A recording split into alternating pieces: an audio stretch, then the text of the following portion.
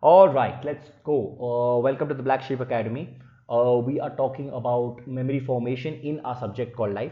Now, memory formation is extremely important, but most of us don't really care about it. Most of us don't really aren't really interested in it, and we get really lazy in our careers. We only remember what we are supposed to remember, and we don't remember what was taught to us in fifth, seventh, tenth. Okay, even though I believe these things are very important for, if not for anything, just for our brain cells to stay sharp, just for our neuronal structures to keep alive. Okay, a lot of us just kill it off, and that is the precursor for dementia and all the horrible stuff that happens to you later on.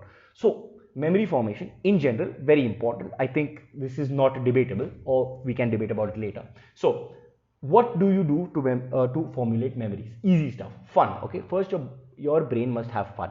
Like when I was young, somebody asked me to remember Rosa Parks and Lincoln for some reason, and I remembered a rose with a Lincoln hat. Okay, now you can go on and understand these things even deeper and deeper by making your brain have more fun, in the sense of you can imagine a rose in a bus. Okay, so you remember that she was on the bus and then she was pushed back, and that's why she started her whole thing.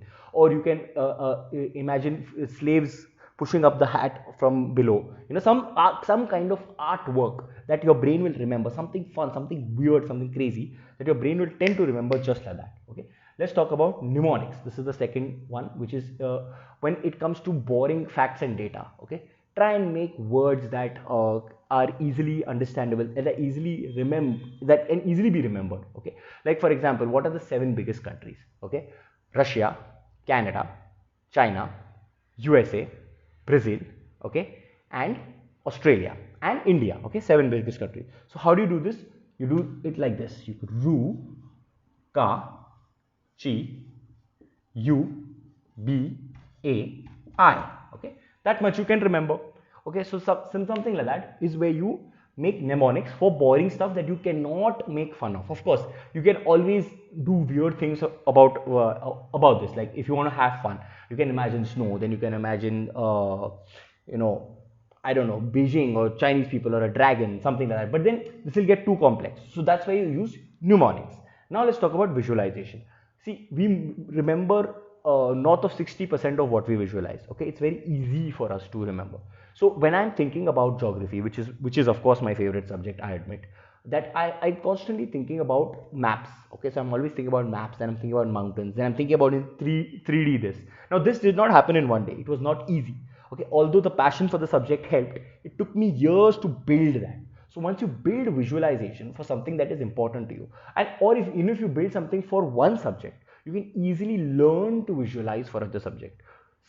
So for visualization is one thing that you have to learn to do at least for one subject, at least for one very important subject, and then you can learn to create systems in other subjects. That's all you need to create a system.